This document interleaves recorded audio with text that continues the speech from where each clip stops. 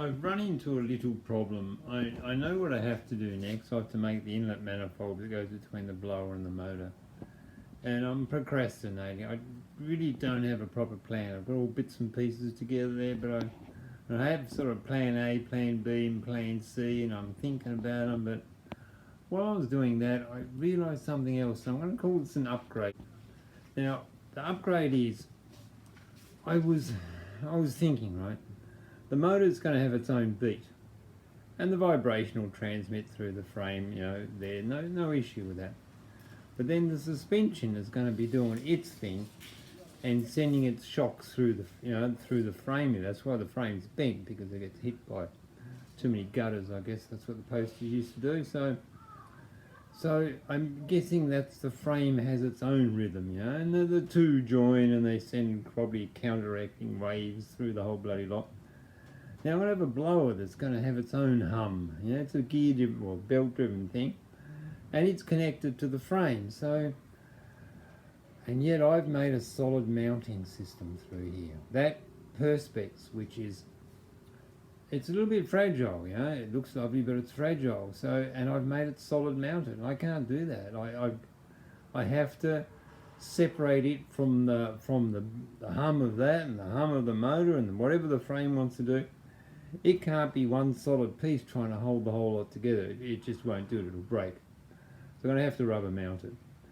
And I didn't design rubber mounting into it when I made it, so I have to counterfeit it now, you know. So I've taken these ones out, and I reckon I'll put some I've got some like rubbery stuff here I can put in between there, but it doesn't want to lift up. Like it's made perfectly happy where it is.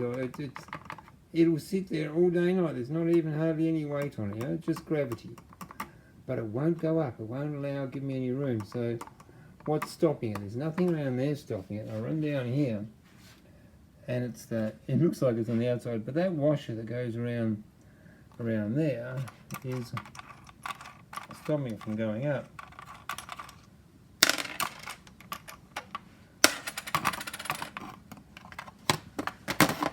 So that washer there, see how it pokes? See how it pokes up?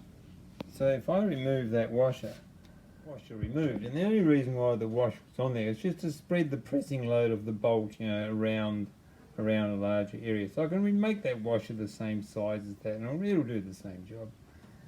So I'll put that back on again. I know that looks awkward, but anyway, put that back on again.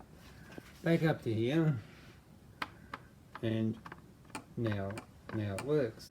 Thinking about how I'm going to slot it, I figure I probably should have it like 360-degree movement up and down and side to side. So what I want to do is I want to make it that hole bigger, like it was 5mm, that's 6. It was 5. I'm going to drill that out to 6mm.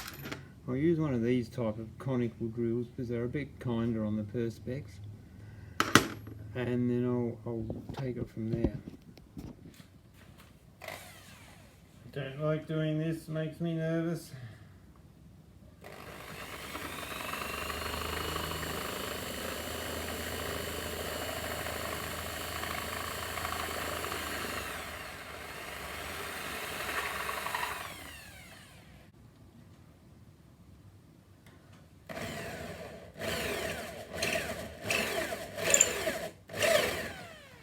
Another thing I do, and I don't know if it's absolutely necessary or not, but all the way along the edge here, I didn't show you before, but I flamed it all.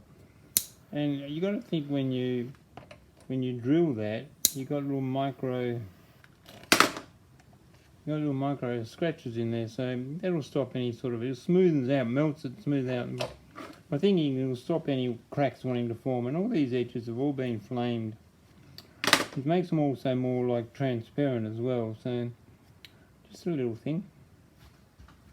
For slotting out the pulley tension, I put a bit of paper underneath there behind there, and if you look down there, you can see with the white from the paper, and that about lines up with those markings. Here, I'll just slide that a bit more.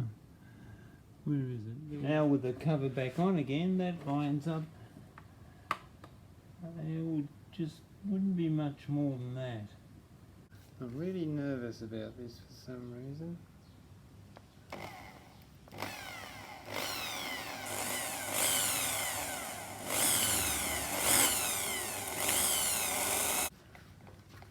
Now just to sneak it out to 9mm.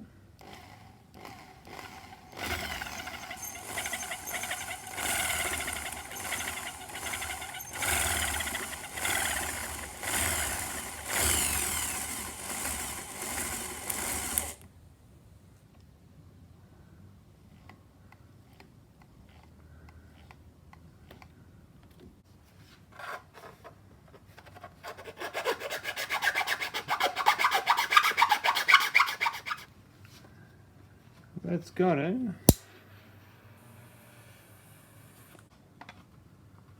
Right, that should fix the range. I can't, yep. That'll go down from there. For the perspex side of this, I'm going to leave the plastic on the double-sided tape, just so the perspex can slide on the plastic. And if one layer doesn't give enough, I can just you know, build up 2 layers. This stuff will stick to itself very nicely, and just keep building it up until I get the right thickness and I get the movement I want. And I've got the adjustment here. It doesn't have to be tight. This is with one layer of double-sided tape on either bit of the side of those washers, and yeah, there's movement. I'm happy with that. I mean, that motor can vibrate away, and remember these two here, my foot touches, it's not going anywhere. Maybe I should put double-sided tape on that just to take some of the harshness out of it. I think I will, just so the plastic's on the outside, but the double-sided, the sticky parts on the inside, they'll just take some out. But my foot, you know, hitting that, that's snug, and that'll be like that. So now look at the top. Just need a hole in it for my little thing goes. And I need a hole in the next one. And the next one. These are going to be my little washers. My rubber washers. Just make them look halfway pretty. You have to have some kind of a plan. So my thinking is, if I stick it to the sticky side of the stuff to that, it can slide on the outside and it'll help hold that together because of just the tape, you know, and just won't stop any cracking or something. Just anyway, I'm going to do it one side or the other, so I'll do it that side. I put the foam there and there and there, and I think, and that'll just be locked tight in place. I put 2 lots of the double-sided tape on there, so that fixes that. If it gets too close, it actually touches in that corner, so I don't think it's going to touch the pulley wheel. If it does, I can always make those 6mm bolts, and that'll stop it moving in and out. So anyway, so that's the. I think that'll do it. That's. I think that'll take up any shock movement. You know, it'll just. This won't be an issue. It's got flexibility built into it, so that's an upgrade. And there's another.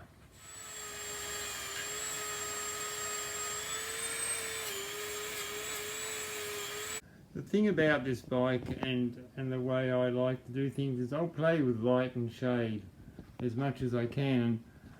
And just look, stupid you may say, but these, I'll get focus on that. These are the stainless steel dome head nuts I've used to make it look nicer. But as you can see, that one's been depolished with a sort of like with a scouring pad. Depolished, that's the difference between the two. And up here, standard one and depolished. Now the light's not so good, but the depolishing just takes the edge off them and makes them blend into whatever I've got in the background. But I'll choose which one's better. You know, I might leave this one polished and leave that one depolished. Depends on what I want to bring up and what I want to bring down. So just letting you know that I'll do things like that all over the bike wherever I can. For example, is in the top here there's supposed to be going bolts to hold that down, and this is a slightly different model. Remember, this is a disc brake front end. This is like, I couldn't use the original ones, so I the, like it's chrome, but I give it the brush and took the newness out of it. So now that when it sits on top there, it's going to blend in better with what's going on than a brand new one. Once again, just those subtle differences. You know, overall, it can have an effect.